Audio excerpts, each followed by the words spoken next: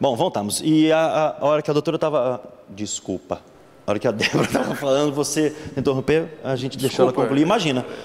Você não perdeu o fio da meada, era não, só né? Era só para... Mas aí na sequência é evidente que eu quis me antecipar, mas você foi perfeita. Você desenrolou. Porque no questão da palavra chula, hermafrodita, mas tem sempre um que é preponderante, né? Não. Não? Não. Eu estudei que sim. Não. Isso é científico também. Científico também. Cientificamente. Sim. Foi muito Você legal, pode ter genitália ambígua completa ou incompleta. Então, mas, ok, o que eu estudei... Não necessariamente uma vai predominar. Perfeito, mas o que eu estudei é que não só a genitália, mas outras características do corpo pende para um lado ou para o outro. Então, não necessariamente. Tudo bem, não vou entrar... mas eu também foi muito bom essa explicação científica, que eu confesso não sabia. A gente sabe que existe as diferentes identidades de gêneros e as orientações sexuais. Gente, se eu falar alguma coisa, porque a gente fica até com medo hoje de falar alguma coisa, porque a gente não quer, eu pelo menos nunca, longe de mim ter preconceito, eu acho que até uma forma muito burra as pessoas se preocuparem de que maneira uma terceira pessoa, caso, ainda mais você não fazendo parte da relação sexual dela, se preocupar como é que a outra pessoa faz sexo. É um momento tão íntimo e é uma imbecilidade a pessoa se preocupar com esse momento. Mas eu acredito também que não é a sua briga, não é a sua defesa, não é o fato de você... Exatamente. Eu queria só entender até onde vai essa sua defesa da família, da ideologia, da família que é a melhor maneira, com tudo isso que ela falou do preconceito que ela já sofreu, porque a ameaça de morte é o maior tipo de preconceito, é você ameaçar tirar a vida de uma pessoa porque ela é diferente de você. Como é que você respondeu a isso? Você denunciou? Sabe quem foi que fez isso? Eu estou denunciando. Não foi só uma vez. Descobriu quem é? Não, foi feito na minha frente. Oxe, meu Deus. Bom, então deixa a polícia tratar disso. Não, porque é importante dizer isso, porque você foi lá, denunciou, porque tem gente que ouve e se amedronta, né? Eu não tenho medo. Tem que ir pra cima. Então, quando eu trago uma camiseta escrito família é a melhor ideologia, não estou aqui dizendo que a família é uma ideologia. A família não é uma ideologia. Mas é só para contrapor a narrativa, né? E faço questão de colocar embaixo que essa luta não é homofobia. Isso aqui não tem nada a ver com a orientação sexual ou com como a pessoa se descobre. Cada um é livre. Graças a Deus ainda vivemos num país livre. Agora, a minha questão é, quando a Luana nos chocou ao dizer que não existe a ideologia de gênero, é tentar entender isso, né? Porque quando a Débora cita que os fundamentalistas... Eu nunca consigo entender o que é um fundamentalista. Ou o que é uma nova direita, uma direita radical. Eu sou fundamentalista? Talvez. Mas isso, as minhas posições, não é para uma posição para atacar o homossexual. A minha posição não é para dizer, olha, o que você faz não presta. Longe disso.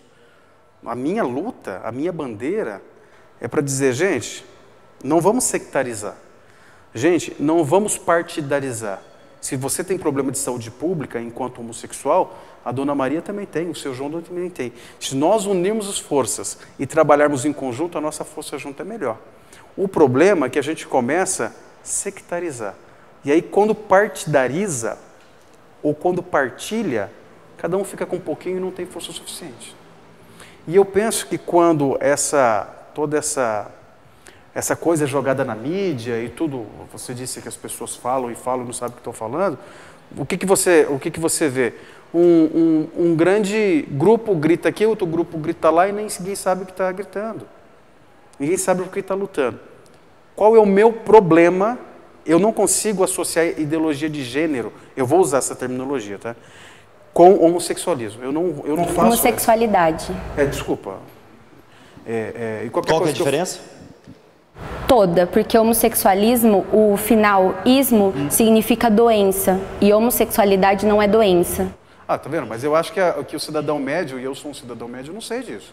Bom. Isso não é explicado. Mas não é uma forma de preconceito, você considera isso? É uma forma de preconceito, é desrespeitoso. Então, Débora, mas assim, a minha fala que não é preconceituoso. Chamar de gay é desrespeitoso? Se você está tentando ofender a pessoa... eu posso, por exemplo, eu posso chamar ele de gay sem... ou... Pode, porque eu sou um cara feliz. Não, mas é uma maneira desrespeitosa? Só se você falar assim, ai, seu gay. Entendi. Ou falar, oi, tudo bem? Você é gay? Eu sou hétero. Ou, eu sou bi, você é gay? Entonação. É a entonação da voz. Intencionalidade. Intencionalidade. Isso aí não serve só pra você. Isso aí eu posso falar, ô, seu vagabundo, você é danado, hein? Exatamente. Eu sou um vagabundo.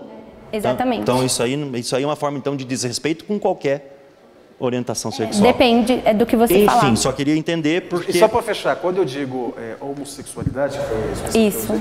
Não foi intencional, então não assim, houve preconceito, só para dizer. Eu não consigo flertar a ideologia de gênero com essa condição sexual das pessoas. Eu não faço isso. Mas pelo que eu vejo, nem vocês. Mas todo mundo tenta trazer para esse campo. É que tem relação, A minha sim. pergunta, por quê? Posso eu entrevistar? Pode. Por quê, Luana?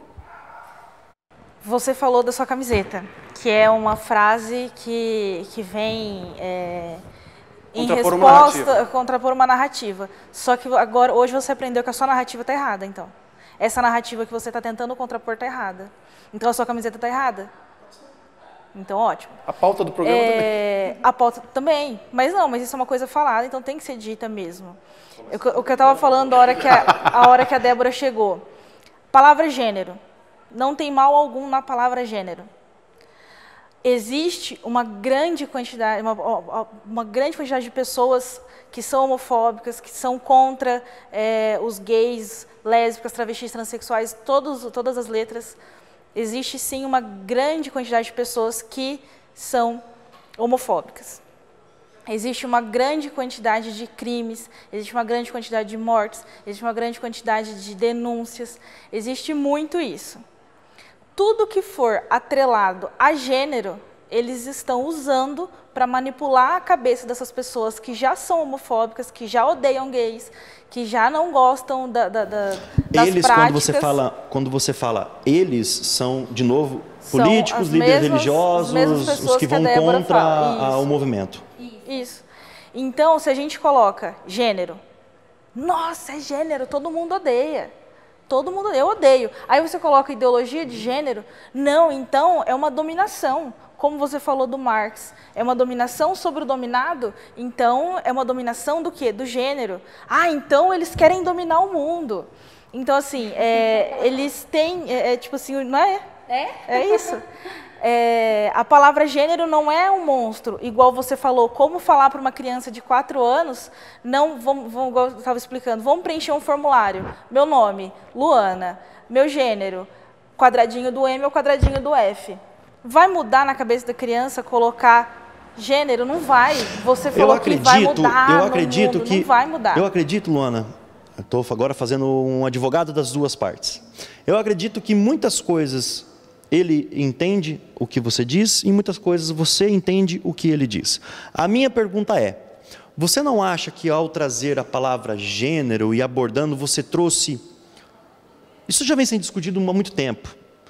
Essa informação médica que você me disse, essas possibilidades de combinação e etc., de existência, inclusive algumas cientificamente provadas... Todas. Todas, estão todas cientificamente provadas. A maneira com que eles, eu vou falar eles também, querem colocar isso, a maneira com que eles querem abordar isso, é que gerou a discussão? Tanto ele defende de maneira e vocês defendem. Então vocês não acham que trouxemos um problema que não existia? Porque isso estava sendo discutido já há muito tempo. A questão é o seguinte: determinados grupos detêm o poder em determinadas esferas sociais. Quando grupos que estão oprimidos, certo? A partir da década de 60 e 70, as mulheres, por exemplo, de uma forma muito mais amplificada, cobram os seus direitos. A gente começa a falar em terceira onda do feminismo, ao mesmo tempo que grupos das pessoas LGBTs também passam a cobrar respeito ao exercício pleno ou o direito de exercer plenamente cidadania. Obviamente que grupos que estão no poder há séculos, não é há 10 anos que os conservadores estão no poder, são séculos. Quando essas pessoas questionam esse poder e esse sistema de dominação, onde diz que um hétero vale mais que um gay, que um homem vale mais que uma mulher, por exemplo, há um choque. O debate que a gente está fazendo aqui é sobre disputa de poder. E vai chocar muita gente, sabe então, disso, né? A linguagem está em disputa. Quando a gente corrige, não é ismo, é sexualidade. Por quê? Até a década de 90 no Brasil, homossexualidade era considerada doença. Até hoje, transexualidade, travestilidade é considerada doença. Tem um Código Internacional de Doenças, F64.0. Entendeu? É considerada doença. Inclusive, uma das brigas do movimento LGBT é despatologizar as identidades trans. Isso é muito grave. Isso é muito grave. Entendeu? Porque se a doença tem tratamento, daí daqui a pouco a gente já vai estar falando que o pastor tem razão de falar que tem cura. Então é muito complicado o discurso.